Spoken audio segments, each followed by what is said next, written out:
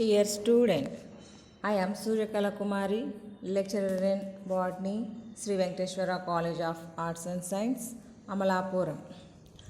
Today, we discussing topic is the third year, 5th semester, 5th A paper in first unit. In first unit, the topic is the plasma membrane. We are already studied at the cell components. What is the differences between the prokaryotic and eukaryotic cells? And in plant cell wall structure, cell wall composition, fine structure of the cell wall. These are all discussed in the last classes. Now we discussing the plasma membrane. Plasma త్వచము అని పిలుస్తాము. This plasma membrane is present in animal cell and plant cell. The cytoplasm in both plant and animal cells is surrounded by the plasma membrane or plasma lemma. The limiting membrane of the cell organelles like mitochondria and Golgi apparatus, endoplasmic reticulum, nuclear membrane and chloroplast, etc. These cell organelles are also covered with the plasma membrane, is known as cell membrane. The cell membrane and plasma membrane are collectively known as biological membranes. It means the plasma membrane is the living in condition, delicate in condition, thin and elastic in nature type of. We are calling them biological membrane. The plasma membrane chemical composition. Membranes are mainly composed of lipoproteins. The ratio of protein to lipids vary from 1:0.8 to 1:4.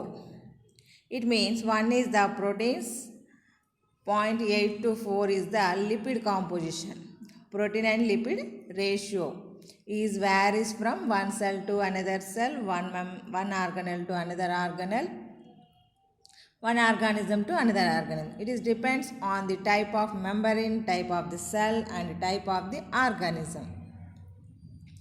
In addition to lipoproteins, polysaccharides, DNA and RNA have been also found in certain cases.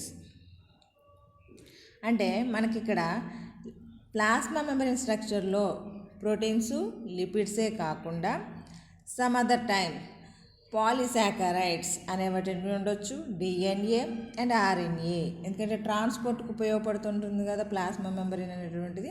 అందువల్ల some of organelles also include in that. All these chemical components are held together in a thin film like playable sheet of about 75 angstrom thickness in 3 concentric layers. The middle layer is about 35 angstroms and outer layers on either side are 20 angstrom thickness. Here plasma membrane is the single sheet, that is the playable sheet. The thickness of the sheet is the 75 angstroms. అంటే మనకు ఉండేటటువంటి plasma membrane యొక్క మందం అనేటటువంటిది 75 angstroms థిక్నెస్తో ఉంటుందని, దళసరిగా ఉంటుందని. ఈ దళసరిగా 75 యాంగ్స్ట్రామ్స్లో ఉండేటటువంటి ఏంటంటే 3 లేయర్లు ఉంటాయి. ఆ 3 లేయర్స్ ఏంటంటే plasma bilipid layer, either side is present the protein layer. Bilipid layer ఉంటుంది, అలాగే 2 ప్రోటీన్ లేయర్స్ ఉంటాయి. అంటే మొత్తం 3 లేయర్స్ ఉండడం అబ్జర్వ్ చేయొచ్చు.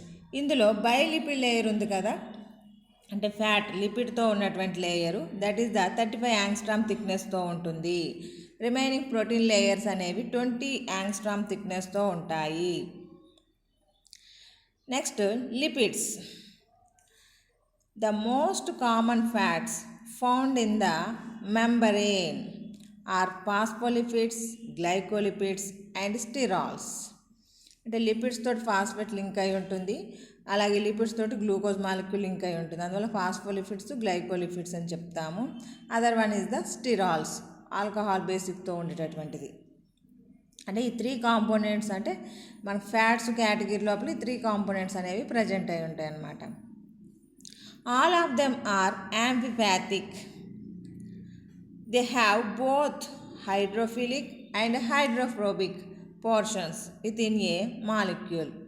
అంటే మనకు ఉన్నటువంటి బయోలిపిడ్ లేయర్లో ఉండేటటువంటి లిపిడ్స్ ఏమైతే ఉన్నాయో అవి రెండు, అందులో ఉండేటటువంటి లిపిడ్ కాంపౌండ్స్ అనేటటువంటి 2 క్యారెక్టర్లు కలిగి ఉంటాయి, హైడ్రోఫిలిక్ అండ్ హైడ్రోఫోబిక్.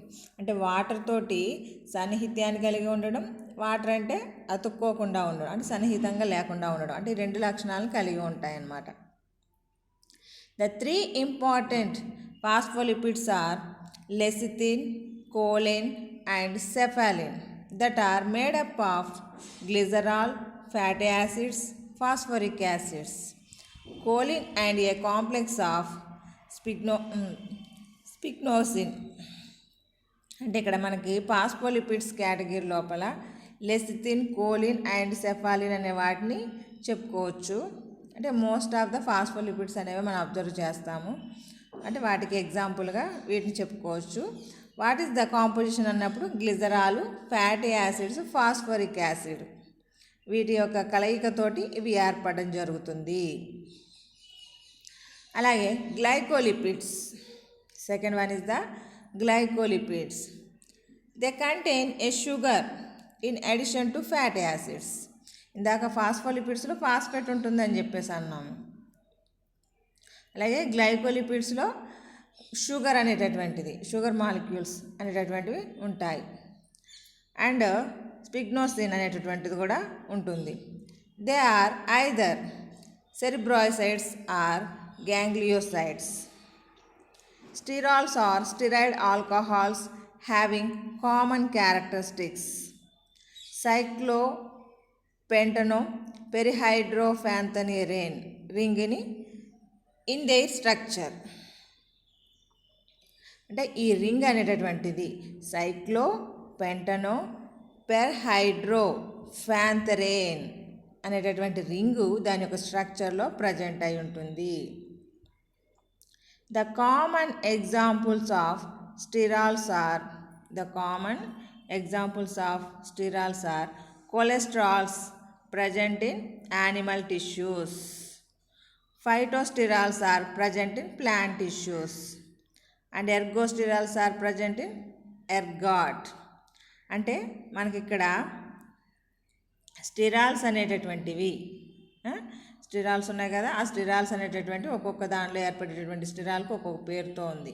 కొలెస్టరాల్ అంటే యానిమల్స్లో, జంతువుల్లో ఏర్పడేటటువంటి స్టిరాల్స్నేమో కొలెస్టరాల్స్ అంటాం. అదే ప్లాంట్స్లో ఉండేటటువంటి ఏమో ఫైటోస్టిరాల్స్, పేరులోనే ఉంది, ఫైటో మీన్స్ ప్లాంట్. అలాగే ergosterols, yeast and fungi, these are forms the ergosterols. అంటే ఇక్కడ మనం ఫాస్ఫోలిపిడ్స్, గ్లైకోలిపిడ్స్ అండ్ స్టిరాల్స్ మూడింటి గురించి ఇందులో షార్ట్గా చెప్పడం జరిగిందనమాట.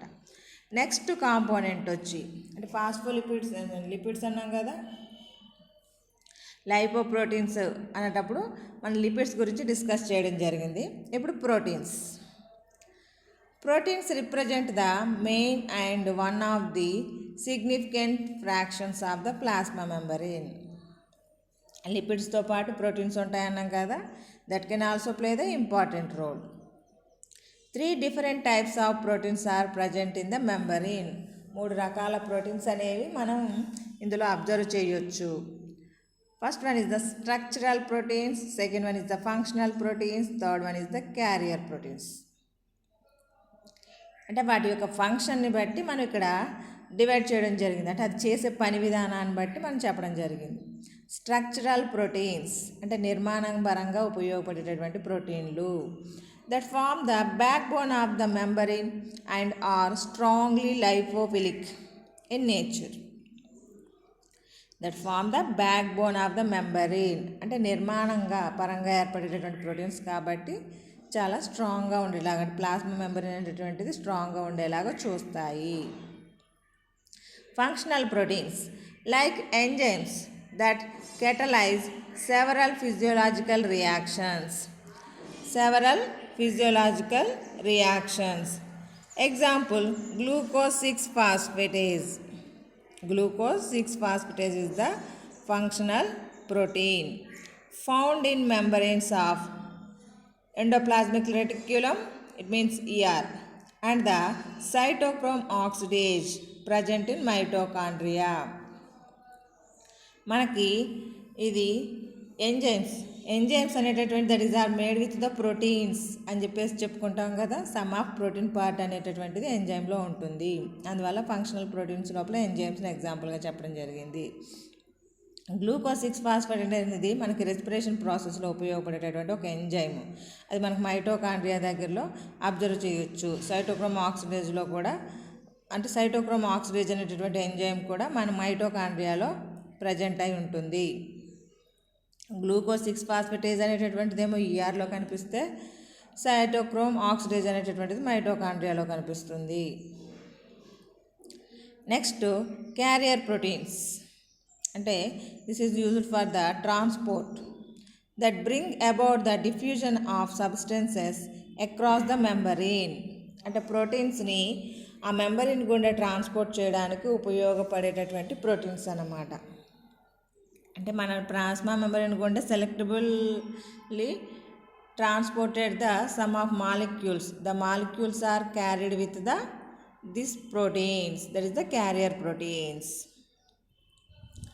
Next, the protein present in the plasma membrane are further differentiated into integral proteins and peripheral proteins.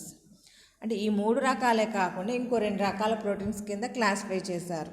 ఏంటంటే అవి ఇంటిగ్రల్, అంటే అంతరంగంగా ఉండేటటువంటి ప్రోటీన్లు. అంటే ప్లాస్మా మెంబ్రేన్ లోపల అంతర్గతంగా ఉండేటటువంటి ప్రోటీన్ని ఇంటిగ్రల్ ప్రోటీన్స్ అంటాం. పెరిఫెరల్ ప్రోటీన్స్ అంటే అంచుల్లో ఉండేటటువంటి వాటిని. The integral proteins have hydrophobic interaction and the enter the lipid bilayer protruding at both ends. అంటే ఈ ఇంటిగ్రల్ ప్రోటీన్స్ అనేటటువంటివి మనకి లిపిడ్స్లోనికి చొచ్చుకుని పోయి ఉండడం వల్ల లోపల ప్రజెంట్ అయి ఉంటాయి. దిస్ ఈజ్ ద హైడ్రోఫోబిక్, అంటే వాటర్తో రియాక్ట్ అవ్వవు అన్నమాట ఇవి. Next, peripheral proteins have hydrophilic interaction with the lipid layer, అంటే with the lipid layer are the associated loosely with the membrane. అంటే బయట వైపుకు అతుక్కుని ఉంటాయన్నమాట. అంటే లోపలగా ఉండకుండా బయట జస్ట్ బైండ్ అయి ఉంటాయన్నమాట. For example, cytochrome c oxidase ATPase in mitochondrial membrane. చూడండి, ఇక్కడ మనకి మీకు బొమ్మలో చూపించాను నేను.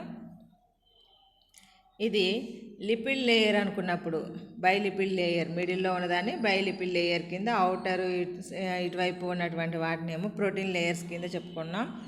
మనకి ఇంటిగ్రల్గా ఉన్నటువంటి, అంటే లోపలికి దిగబడిపోయి ఉండేటటువంటివి. అలాగే ఈ బయట వైపు అతుక్కుంది చూసారా, దాన్నేమో this is the peripheral protein, బయట అతుక్కునే ఉంది. అదే లోపల దిగబడిపోయి ఉంది చూసారా, దాన్ని మనం ఇంటిగ్రల్ ప్రోటీన్గా మెన్షన్ చేసుకోవచ్చు. నెక్స్ట్, అదర్ కాన్స్టిట్యూయెంట్స్, అంటే ప్రోటీన్స్ లిపిడ్సే కాకుండా ఇంకేమైనా ఉన్నాయా అన్నప్పుడు స్మాల్ అమౌంట్ ఆఫ్ పాలీసాకరైడ్స్. ఇందాక చెప్పుకున్నాం కదా, కార్బోహైడ్రేట్కి సంబంధించినటువంటి కొన్ని ఉంటాయని, polysaccharides. Next, salicylic acid, DNA, RNA and trace of coenzymes. అలాగే మెటల్ అయాన్స్, ఫోర్ఫిరిన్స్ ఎక్సెట్రా. ఇవన్నీ కూడా మనకి ఈ ప్లాస్మా మెంబ్రేన్ లోపల డిస్ట్రిబ్యూట్ అయ్యి ఉండేటటువంటి చాయిస్ ఉందన్నమాట. Carbohydrates of the membrane are usually located at the extracellular surface, forming glycocalyx. Here glycocalyx means together with the collagen. Proteins and glucosamine glycans. అంటే మనకి ఇక్కడ కార్బోహైడ్రేట్స్ అనేటటువంటివి సర్ఫేస్ రీజియన్లో బైండ్ అయి ఉండడం వల్ల మనం వాటిని గ్లైకోకేలిక్స్ కింద మెన్షన్ చేసుకుంటాం. This is the structure of the plasma membrane. In plasma membrane structure, proteins, lipids is the common point. But other constituents, some other times we observe the polysaccharides, DNA, RNA, some of metal ions, porphyrins, coenzymes, etc. వీటిని కూడా మనం observe చేస్తాం అన్నమాట. Next ultra structure of the plasma membrane. Ultra structure అంటే మన plasma membrane structure మనకు తెలుసు. The plasma membrane made with the bilipid layer and either side of the bilipid layer 2 protein layers are present. The total membrane thickness is the 75 angstroms అని చెప్పేసి మనకు idea ఉంది. But several biologists attempted to understand the molecular structure of the plasma membrane in various ways and proposed models for the same. అంటే ఒక్కొక్క scientist ఒక్కొక్క సెల్లో observe చేసినటువంటి plasma membrane యొక్క స్ట్రక్చర్ గురించి వివరించడం జరిగిందన్నమాట. ఆ మోడల్స్ని these models can be classified into 2 basic categories. మళ్ళీ ఈ మోడల్స్ వీళ్ళు తయారు చేసినటువంటి వాళ్ళు చెప్పినటువంటి ఎక్స్ప్లెయిన్ చేసినటువంటి ఆ స్ట్రక్చర్స్ని బేస్ చేసుకుని 2 గ్రూపుల కింద డివైడ్ చేయడం జరిగింది. అందులో బైలిపిడ్ లేయర్స్ అంటే బైలిపిడ్ లేయర్ మోడల్స్ అండ్ మిసిల్లార్. ఒకటేమో మామూలుగా మనకి బైలిపిడ్ లేయర్ అనేది ఉంటుందని చెప్పేసి చెప్పుకున్నాం కదా, దాని బేసిక్గా చెప్పినటువంటి మోడల్ బైలేయర్ ఆర్ మిసిల్లార్. అంటే లేయర్స్ కింద ఉంటుందని, లేదా మిసిల్లార్ అంటే సర్క్యులర్ కింద ఉంటుందని. In the bilayer model the proteins and lipids are arranged in the form of layers. అంటే లిపిడ్ లేయర్స్ అనేటువంటి బై లేయర్స్ అంటున్నాం కదా, ఆ లేయర్స్ లోపల ప్రోటీన్స్ అనేవి లిపిడ్స్ అనేవి మనకి పొరలుగా ప్రజెంట్ అయి ఉంటాయని, అంటే ఒకదాని మీద ఒకటి పొర రూపంలో ఉంటుందని. While in micellar model there is a presence of number of small and similar independent sub units in the plasma membrane. అంటే మీకు మిసిల్లార్కి సంబంధించి స్ట్రక్చరు చూసినట్లయితే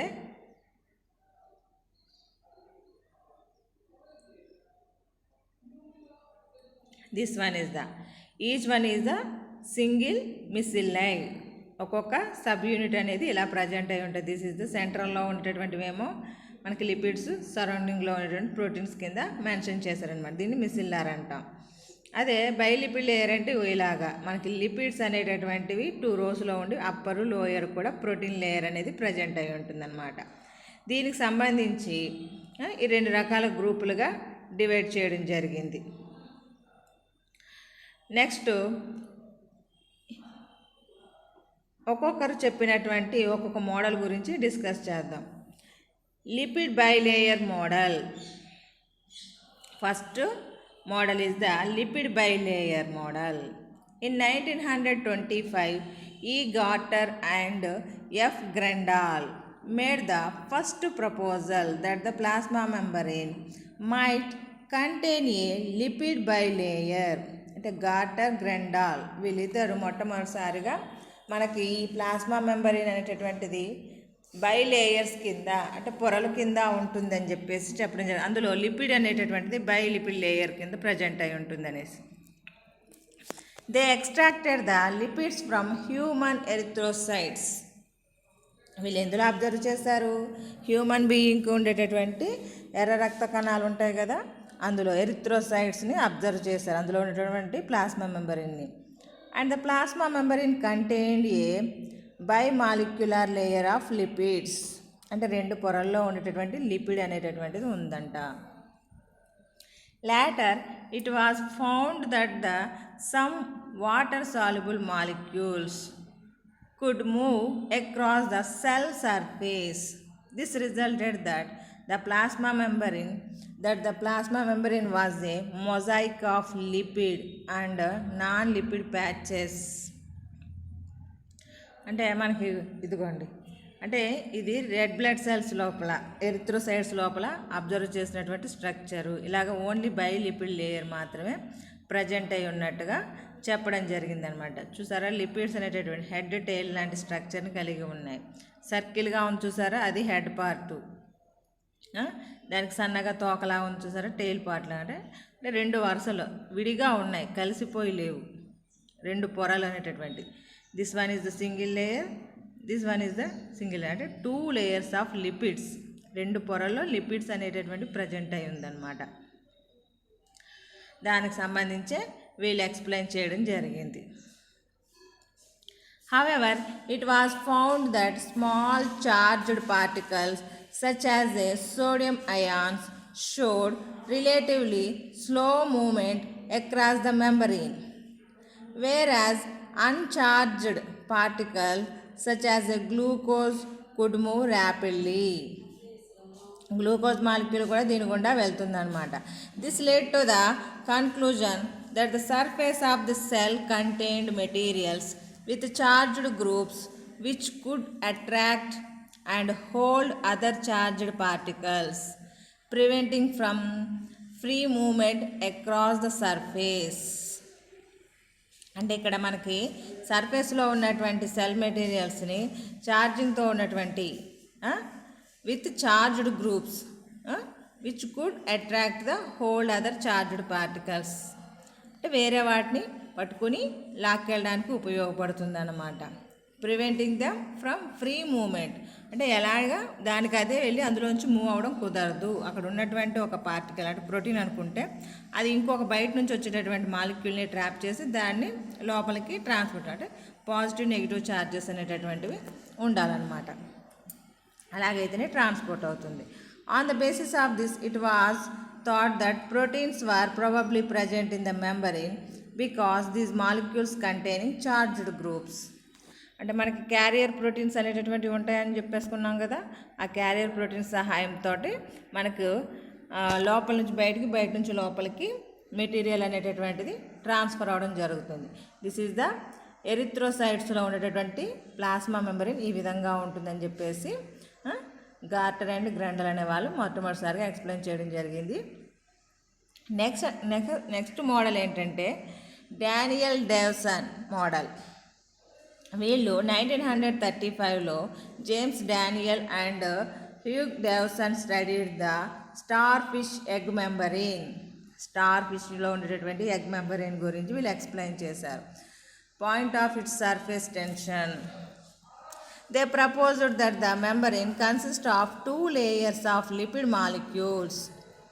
Bimolecular leaflet formed in such a way that the polar ends of the lipids facing outward and the hydrophobic ends are associated in the central region of the leaflet.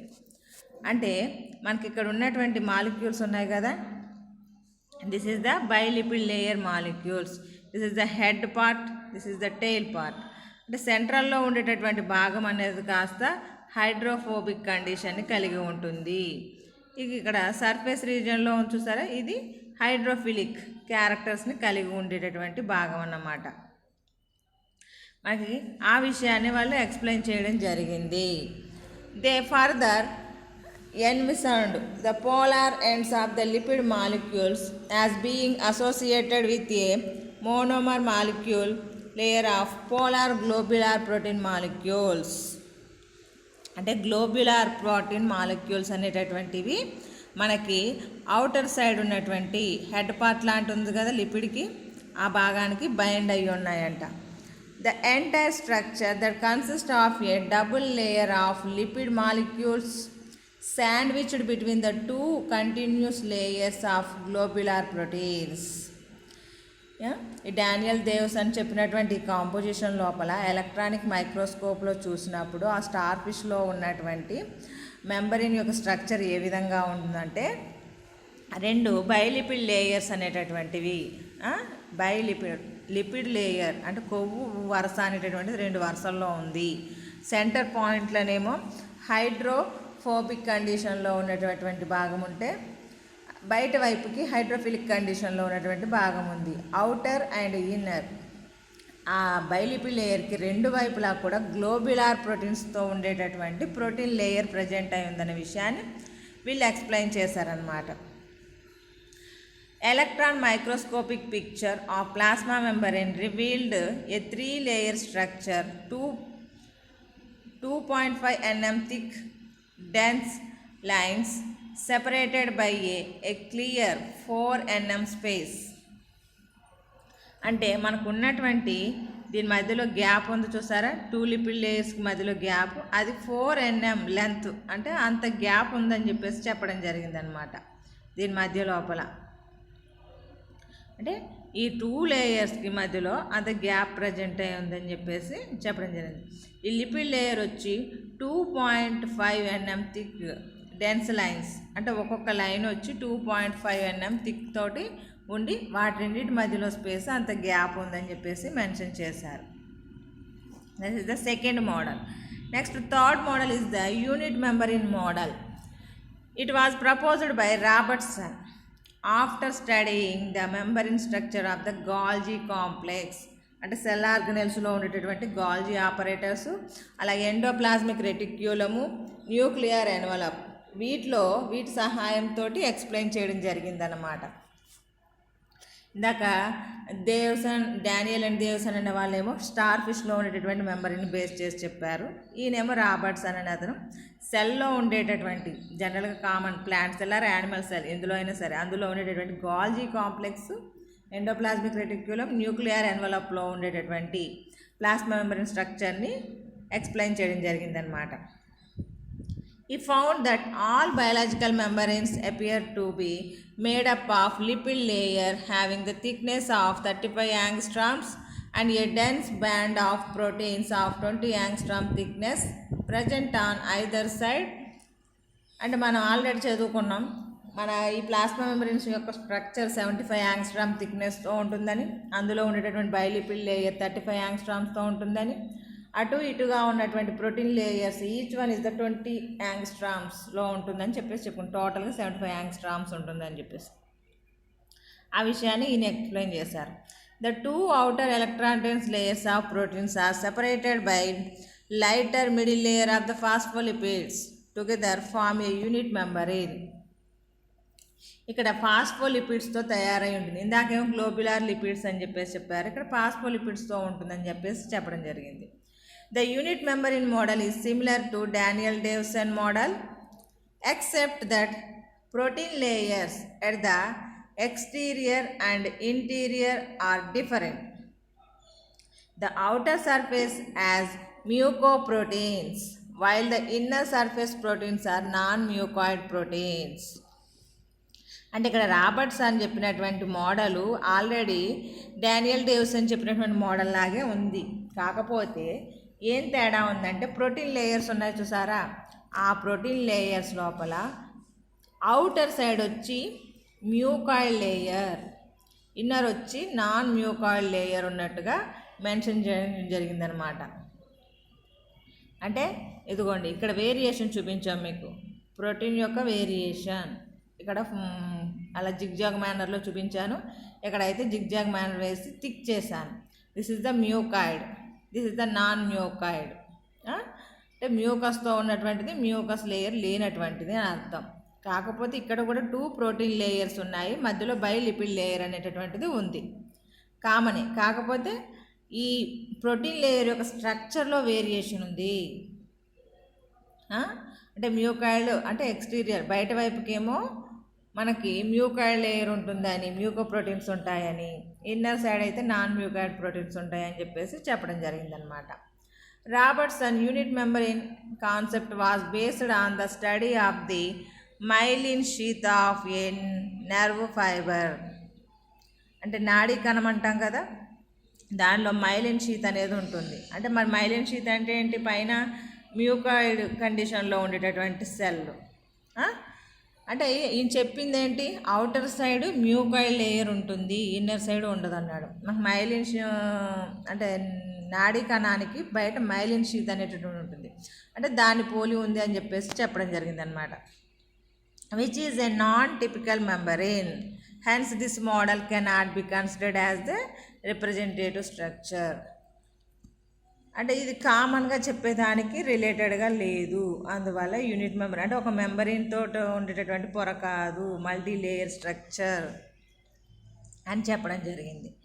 Next fluid mosaic model. ఇది మనకి the fluid mosaic model was proposed in the 1972 by SI Singer and G Nicholson.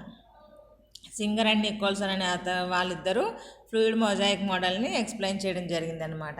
In this model attention is focused on the physical state of lipid bilayer.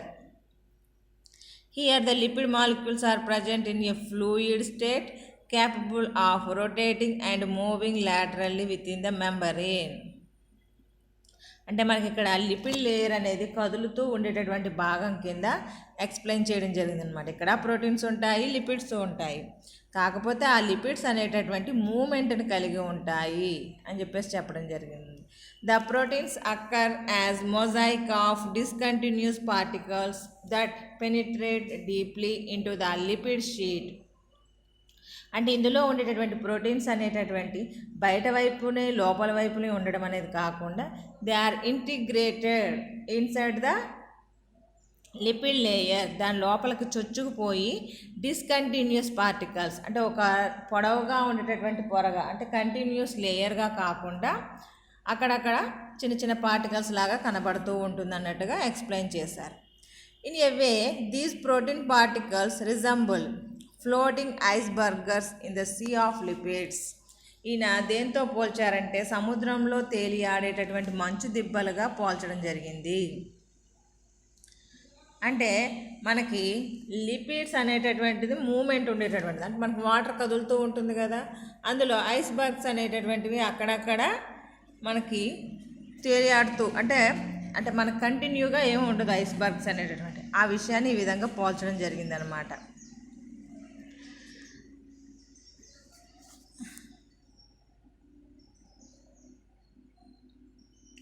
ఈయన unit member in structure fluid mosaic model లోపల మనకి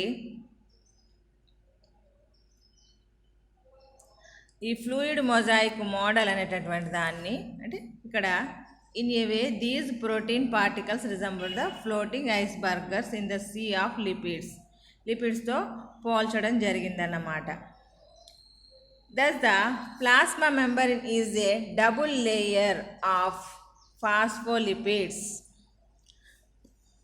Thus the plasma membrane is a double layer of phospholipids with their polar ends away from one another. చూసారా, this is the bilipid layer. వాటి polar ends అనేటటువంటివి బయట వైపుకున్నాయి. Head part అనేది బయట వైపుకుంది, tail part అనేది లోపల వైపుకుంది అనమాట. దిస్ ఇస్ ద ప్రోటీన్స్ మధ్యలో ఇంక్లూడ్ అయి ఉన్నాయి అక్కడక్కడ. దిస్ ఇస్ ద ప్రోటీన్స్ అంటే కంటిన్యూగా లేవు ప్రోటీన్స్ అనేటటువంటి, కానీ లిపిడ్ లేయర్ మాత్రం కంటిన్యూగా ఉంది, ఆ మధ్యలో ఇవి ఇంక్లూడ్ అయి ఉన్నాయి అన్నమాట. The globular molecules of proteins and sterols scattered in between the globular peripheral proteins are loosely attached to the membrane lipids. అంటే బయట వైపుకుని లూజ్గా అటాచ్ అయి ఉన్నాయి, కొన్ని లోపల ప్రజెంట్ అయి ఉన్నాయి, కొన్ని అంటే అక్కడక్కడ ప్రజెంట్ అయి ఉన్నాయని అర్థం. మనకి ప్రోటీన్స్ అనేవి కంటిన్యూగా లేవు, ఇక్కడ ప్రోటీన్స్ అనేటటువంటి కంటిన్యూగా లేవు. సింగర్ అండ్ నికోల్స్ అని చెప్పినటువంటి ఈ ఫ్లూయిడ్ మొజాయిక్ మోడల్ అనేటటువంటిది అందరూ యాక్సెప్ట్ చేసినటువంటి మోడల్గా చెప్పుకుంటాం మనము. ప్లాస్మా మెంబ్రేన్ స్ట్రక్చర్ లోపల ఈ fluid mosaic model is the all scientists are accepted.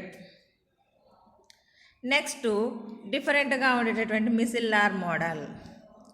In 1953, Hiller and Hoffman suggested that the membranes have a non-lamellar pattern. అంటే ఇప్పటి వరకు చెప్పిన 4 మోడల్ కూడా ప్రోటీన్స్ అయినా లిపిడ్స్ అయినా 1 by 1 లేయర్ కింద ఉంటాయి, అంటే మధ్యలో లిపిడ్స్ ఉండి పైన కింద ప్రోటీన్ లేయర్స్ అనేవి ఉంటాయి అని చెప్పడం జరిగింది. కానీ మిసిల్లార్ మోడల్లో అలా కాకుండా these are the individual sub units, అంటే ఒక్కొక్కటి ఒక యూనిట్గా ఉంటుంది అని చెప్పడం జరిగిందనమాట. Each micelle is about 40 to 70 angstroms in diameter. అంటే ఇక్కడ చెప్పాం కదా, ఒక్కొక్క మిసిలి అనేది 40 నుంచి 70 యాంగ్స్ట్రామ్స్తో ప్రజెంట్ అయి ఉంటుంది, దాని యొక్క డయామీటర్ అనేటటువంటి. With a lipid core and hydrophilic shell of polar groups. చుట్టూ కనబడుతున్న హెడ్ పార్ట్ లాగా this is the hydrophilic part, సెంటర్లో ఉండేదేమో హైడ్రోఫోబిక్ పార్ట్ అన్నమాట. The lipid micelles are possible building blocks of membranes since they tend towards spontaneous association and dissociation. అంటే అవసరాన్ని బట్టి అవి అలా ఏర్పడతాయి అని చెప్పేసి. The protein components of the membrane form a monolayer on either side of the plane of lipid micellis. The spaces between the micellis represented water-filled pores 4 angstroms. అంటే ఈ మధ్యలో ఉన్నటువంటి హోల్ ఉంది చూసారా, అది 4 యాంగ్స్ట్రామ్స్ ఉంటుందని చెప్పేసి చెప్పడం జరిగిందనమాట. These pores are lined partly by the polar groups of micelles and partly by the polar groups of associated proteins. అంటే మనకి వీటి యొక్క సరౌండింగ్స్ లోపల మాత్రం ప్రోటీన్స్ ఉన్నాయి, సెంట్రల్లో లిపిడ్ లేయర్ అనేటటువంటిది సర్క్యులర్ మేనర్ లోపల ప్రజెంట్ అయి ఉండడం. అందులో హైడ్రోఫోబిక్ కండిషన్లో ఉండేటువంటి హెడ్ పార్ట్స్ అనేవి బయట వైపుకుంటే, హైడ్రోఫిలిక్ అనేటటువంటి హెడ్ పార్ట్స్ బయటకుంటే, హైడ్రోఫోబిక్ అనేటటువంటి టెయిల్ పార్ట్స్ ఇన్నర్ వైపు ఉన్నాయి. ఆ సెంట్రల్గా ఉండేటటువంటి అంటే అన్ని చుట్టూ అరేంజ్ అవుతున్నాయి కాబట్టి మధ్యలో 4 యాంగ్స్ట్రామ్ స్పేస్ అనేటటువంటిది ప్రజెంట్ ఉంటుంది. Each individual micelles are present in the linear manner that is covered with the proteins అని చెప్పేసి దీని గురించి ఎక్స్ప్లెయిన్ చేయడం జరిగింది. తర్వాత దీన్ని Green suggested the membranes made up of repeating units. అంటే ఆ రిపీటింగ్ యూనిట్స్ అనేటటువంటివి అంటే ఈయన సింగిల్ లేయర్గా మోనో యూనిట్ అన్నాడు, ఈయన మెంబ్రేన్ ఫామ్ ఏ మోనో లేయర్ అన్నారు. కానీ గ్రీన్ వచ్చి అన్నాడు రిపీటింగ్ యూనిట్స్ అనేటటువంటివి ప్రజెంట్ అయి ఉంటాయి. Repeating units are of 2 types, monoparticle and multiparticle. అంటే ఒక పార్టికల్తో ఉండేటటువంటి మల్టీపార్టికల్ ఉండొచ్చు. The membrane without projections is called monoparticle. For example of the outer membrane of mitochondria. అంటే ఆ అవుటర్ మెంబ్రేన్ ఆఫ్ మైటోకాండ్రియా లోపల స్మూత్గా ఉంటుంది మనకి, అందువల్ల అందులో యూని లేయర్ ఒకే వరుసలో పార్టికల్స్ అనేవి ప్రజెంట్ అయి ఉంటాయని చెప్పడం జరిగింది. అలాగే for the example of the outer membrane of the mitochondria in smooth and monoparticle but in a multipartite membrane, in multipartite membrane repeated unit projections from the membrane surface similar to the inner membrane of mitochondria. Inner membrane of mitochondria అని ఎగ్జాంపుల్గా చెప్పడం జరిగింది. ఎందుకంటే దానికి మనకి cristae అనేటటువంటి structures ఉంటాయి. ఆ క్రిస్టే స్ట్రక్చర్స్ మీద మనకి హెడ్ అండ్ టెయిల్ స్ట్రక్చర్లో ఉండేటటువంటి ఆక్సిజోమ్స్ అని చెప్తాం. అంటే మనకు ఆ ఆక్సిజోమ్స్ అనేటటువంటివి బేసు, స్టాకు, హెడ్ అనేటటువంటి భాగాలను కలిగి ఉంటాయి. వాటిని అతను మల్టీపార్టిటేట్ యూనిట్స్ కింద చెప్పడం, అంటే రిపీటెడ్ యూనిట్స్ కింద చెప్పడం జరిగిందనమాట. అంటే మైటోకాండ్రియాలోనే మోనోపార్టిటేట్ స్ట్రక్చర్ అబ్జర్వ్ చేసి మైటోకాండ్రియాలో అవుటర్ లేయర్లో ఉంటుందని చెప్పడం, ఇన్నర్ లేయర్ లోపల మల్టీపార్టిటేట్ స్ట్రక్చర్ ఉంటుందని చెప్పడం జరిగిందనమాట గ్రీన్. కాకపోతే మనకి ఈ ప్లాస్మా మెంబ్రేన్ స్ట్రక్చర్ అంటే ఒక్కొక్కరు ఒక్కొక్క ఆర్గాన్లో ఉండేటటువంటి ఆర్గనెల్లో ఉండేటటువంటి స్ట్రక్చర్లో ఉండేటటువంటి ప్లాస్మా మెంబర్ని బేస్ చేసుకుని ఎక్స్ప్లెయిన్ చేయడం జరిగింది. But all are accepted the membrane is the fluid mosaic model. This is the different models of the plasma membrane. Next moment of substances across membrane. అంటే ఈ ప్లాస్మా మెంబ్రేన్ గుండా ఏ విధంగా molecules అనేటటువంటివి లేదా ions అనేటటువంటివి ఎలా ట్రాన్స్పోర్ట్ అవుతాయి అనే దానికి సంబంధించి అనమాట. The plasma membrane is the selectively permeable barrier. It is not equally permeable to all types of solutes. This selectively allows the concentration of substances inside the cell to be shrinkingly different from that on the outside, a condition necessary for the sustainability of the life in the cell.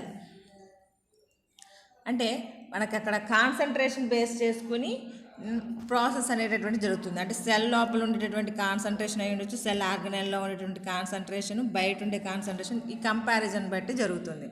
There are the variety of processes by which essential substances move across the plasma membrane or cell membrane. First one is the passive diffusion. It is the spontaneous process in which water, oxygen and carbon dioxide move through the cell membrane. Oxygen plasma membrane గుండా oxygen, carbon dioxide, water ఫ్రీగా move అవుతాయి అనమాట. అంటే high concentration అయితే ఎక్కడ ఉంటుందో అక్కడ నుంచి లో కాన్సన్ట్రేషన్కి మూవ్ అవుతూ ఉంటాయి. From reason of the high concentration to A reason of the లో concentration. The rate and speed of diffusion is generally proportional to the differences in concentration of substances between the two areas. When the concentration in both regions become equal, the net diffusion ceases. ఎప్పుడైతే concentration equal అయిపోతుందో ఆటోమేటిక్గా float అనేది ఆగిపోతుంది అన్నమాట.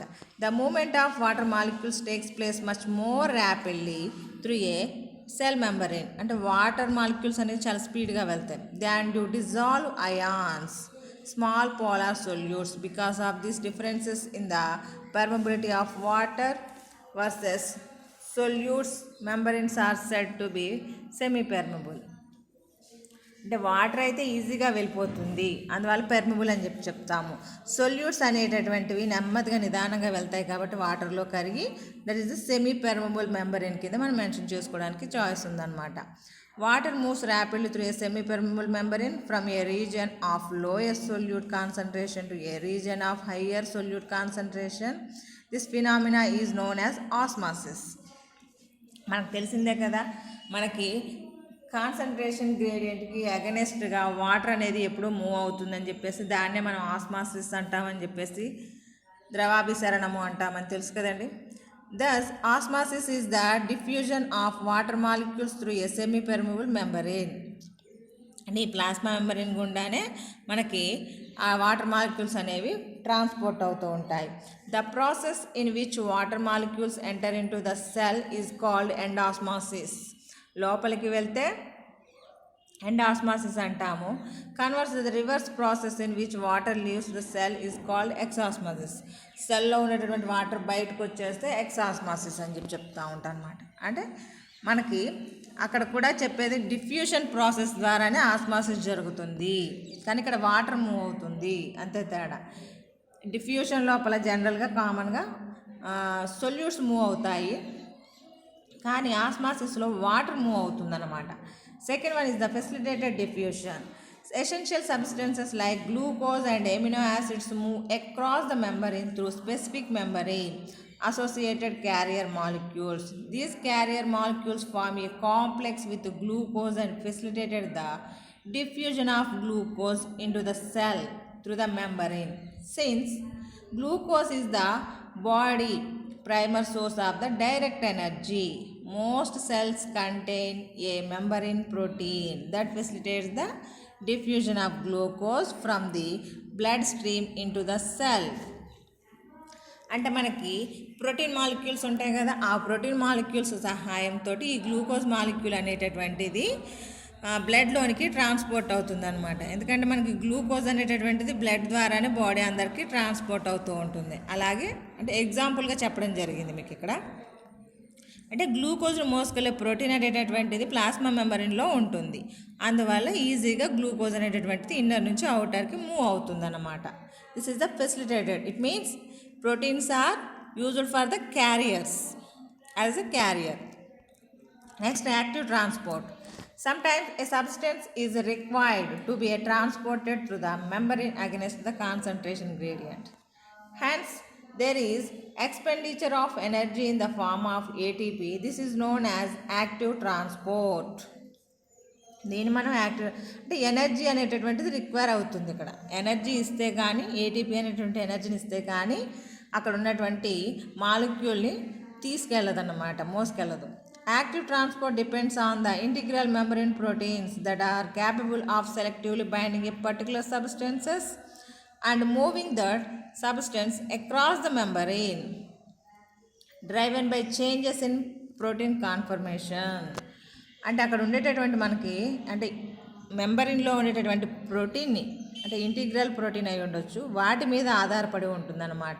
ఇవి మోసుకెళ్ళడానికి కావాల్సినటువంటి energy ఎంత కావాలి అనే దాని మీద. Active transport of an involves charged ions such as sodium ions, potassium ions and electrolytes. In plant cells there is hydrogen or proton ions transporting a p-type pumps. అంటే మనకి ఇక్కడ ఎనర్జీ ఇస్తే కానీ they cannot transported one place to another place. That is required in the form of energy is the ATP. Bulk transport. Sometimes the entry of macromolecule such as proteins into the cytoplasm of the cell is very much essential because of the large size and ionic charge. The passage of proteins across the cell membrane is very much limited.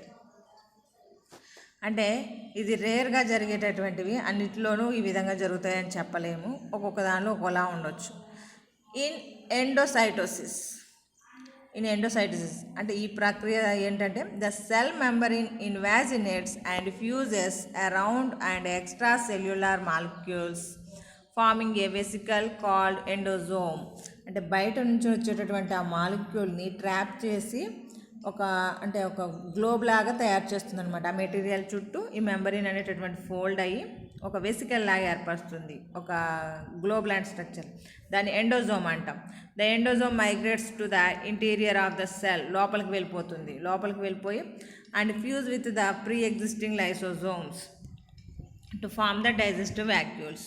అంటే బయట ఉన్నటువంటి ఇది vacuole రూపంలాగా మారి లోపలికి తోసేయడం వల్ల మళ్ళీ అది digest అయ్యి మళ్ళీ తిరిగి వెసికల్ రూపంలోనే బయటకు వస్తుంది అనమాట మనకి.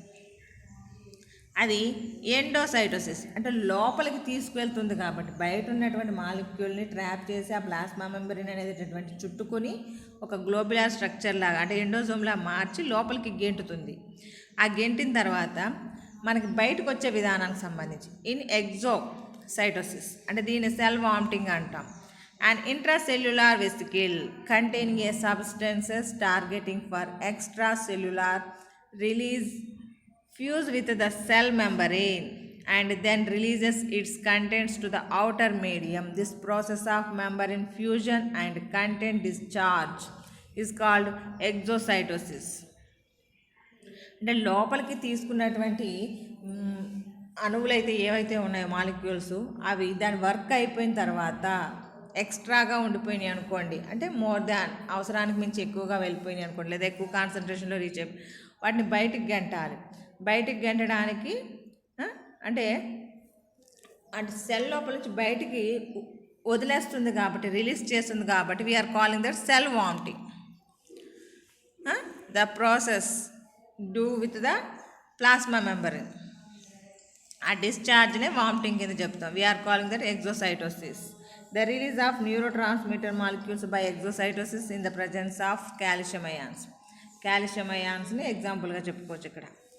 The ingestion of large sized extracellular particles అంటే పెద్దగా ఉంటాయి కదా లార్జ్ సైజ్డ్ పార్టికల్స్, వాటి గురించి. Greater than 0.2 micrometer in diameter through plasma membrane is known as phagocytosis. అంటే మనం చూడండి ఏదైనా పెద్ద వస్తువుని తినేటప్పుడు దాన్ని నోట్లో వేసుకుని నమలడం వల్ల ముక్కలుగా అవుతుంది. ముక్కలు అవడం అంటే అది ఈటింగ్. అదేవిధంగా ఇక్కడ ప్లాస్మా మెంబ్రేన్ అనేటటువంటిది ఆ మాలిక్యూల్స్ని గ్యాదర్ చేసి వాటిని చిన్న చిన్న పార్టికల్గా చేసి లోపలికి తోసేస్తుంది అనమాట. దిస్ ఈజ్ అక్కడ in the only in single celled organisms. For example అమీబాలో చూస్తూ ఉంటారు కదా. And ciliates. Injection of food occurs almost entirely by this mechanism. Amoeba లోపల మనం అంటే సూడోపోడియమ్స్ తోటి అది క్యాచ్ చేసి అందులో క్యాచ్ అయిన తర్వాత ఆ మెటీరియల్ డైజెస్ట్ చేసి బాడీ లోపలికి తోసేస్తుంది. దట్ ఈస్ సెల్ ఈటింగ్ కేటగిరీలో చెప్పుకోవచ్చు. అలాగే ఫినోసైటోసిస్, దీన్ని సెల్ డ్రింకింగ్ అంటాం. Is the process of cellular uptake of smaller particles. చాలా చిన్ని పార్టికల్స్ అనమాట, ఇది చాలా సన్నటి పార్టికల్స్. It also involves in the formation of vesicle రూపంలాగా ఫార్మేషన్ చేసి దాన్ని అబ్జార్బ్ చేసేసుకుంటుంది. అంటే లిక్విడ్ రూపంలోకి మార్చేసుకుని దాన్ని అబ్జార్బ్ చేసేసుకుంటుంది. ఆ అబ్జార్బ్ చేసేసుకుంటుంది కాబట్టి సెల్ డ్రింకింగ్ అని చెప్పేసి చెప్తాం. For example proteins. అంటే మనకి ఇక్కడ రకరకాల పద్ధతులు చెప్పబడింది. ప్లాస్మా మెంబ్రేన్ ద్వారా వెళ్ళేటటువంటి విధానానికి diffusion process, facilitated diffusion process and active transport. అలా కాకుండా బల్క్ ట్రాన్స్పోర్ట్ లోపల ఎండోసైటోసిస్ అంటే లోపలికి గ్లోబ్ రూపంలో లాక్కుని వెళ్ళిపోవడము, ఎగ్జోసైటోసిస్ లోపల ఉన్న దాన్ని బయటకు అవసరమైన దానికంటే ఎక్కువగా ఉంటుందని బయటకు రిలీజ్ చేసేయడం, దాన్ని సెల్ వామిటింగ్ కింద చెప్పాం. అలాగే ఫాగోసైటోసిస్ సెల్ ఈటింగ్ అంటాం దాన్ని. అలాగే pinocytosis cell drinking. This is the variation to one organism to another organism but not uniform in the all organisms. అన్నిట్లోనూ ఒకలా జరగాలని ఏం లేదు, ఒక్కొక్క దానిలో ఒక్కోలా జరుగుతూ ఉంటుంది. This is the plasma member in chemical composition, structure and moment.